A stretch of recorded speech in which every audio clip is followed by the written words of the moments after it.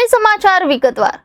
GCAS portal બાબતે MLA Kumar કાણાણી દ્વારા VNSDની કામગીરી પર સવાલો ઉઠાવવામાં આવ્યા। GCAS પોર્ટલ પર સુરતની DRB કોલેજ દ્વારા 600 બેઠક સામે 5200 ઓફર લેટર અપાયા છે। GCAS પોર્ટલ બાબતે MLA કુમાર કાનાણી દ્વારા VNSDO કામગીરી પર સવાલો ઉઠાવવામાં આવ્યા હતા। GCAS પોર્ટલ પર સુરતની DRB કોલેજ દ્વારા 600 બેઠક સામે 5200 ઓફર લેટર અપાયા હતા। આ બાબતે કુમાર કાનાણી દ્વારા VNSDOની કામગીરી પર સવાલ ઉઠાવવામાં આવ્યા છે। આ બાબતે ABVPની પ્રતિક્રિયા સામે આવી હતી। સમગ્ર રાજ્યમાં 2 દિવસ પહેલા જ આ બાબતે વિરોધ કરાયો હતો, ત્યારે ખાનગી કોલેજોની મનમાની આમાં દેખાઈ રહી છે। આ બાબતે જ્યાં સુધી તમામ વિદ્યાર્થીઓને એડમિશન નહીં મળે ત્યાં સુધી ABVP લડત ચલાવશે।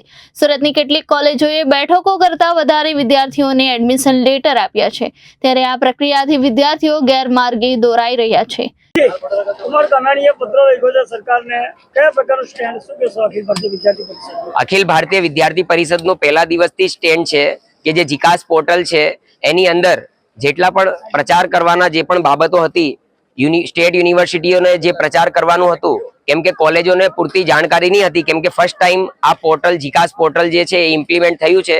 અમે આ પોર્ટલને બિરદાવીએ, જીકાસને બિરદાવીએ, પણ એની અંદર જે ખામીઓ રહેલી છે એના લીધે જે વિદ્યાર્થીઓ ભોગ બન્યા છે એના માટે સરકારે જે પણ સ્ટેન્ડ છે વિદ્યાર્થીઓ માટે લેવું પડશે। અને અખિલ ભારતીય વિદ્યાર્થી પરિષદે 48 કલાક પહેલા જે આવેદન પાઠવ્યું હતું એમાં પણ એ જ કીધું હતું કે જે વિદ્યાર્થીઓને પ્રશ્ન આવે છે કે ભાઈ મેં 5 કોલેજ સિલેક્ટ કરેલી છે, 5 કોલેજમાં જો એડમિશન ફૂલ થઈ ગયા, સીટો ફૂલ થઈ ગઈ તો હવે મારે જવાનું ક્યાં? તો એડિટ કરવાનો ઓપ્શન પણ પોર્ટલની અંદર મળવું જોઈએ। અને જે કોલેજોએ ગલતી કરી છે કે ભાઈ 500 સીટ છે તો 5000 લોકોને કેમ એ લોકોએ ઓફર લેટર મોકલ્યા, તો એ લોકો ઉપર પણ કાર્યવાહી થવી જોઈએ। કમિટી જેટલી કોલેજોમાં આ રીતનું થયું છે ત્યાં કમિટી બેસવી જોઈએ, જેનાથી આગામી સમયમાં આવા જેટલા પણ કામ છે આ નહીં થાય અને વિદ્યાર્થીઓ ભોગ નહીં બને। અને અખિલ ભારતીય વિદ્યાર્થી પરિષદ જ્યાર સુધી એક વિદ્યાર્થીનું એડમિશન નહીં થઈ જાય, કોઈ વિદ્યાર્થી બાકી નહીં રહે, ત્યાર સુધી એ લોકો સાથે ખડે પગે ઊભું છે અને વિદ્યાર્થીઓના એડમિશન કરાવશે।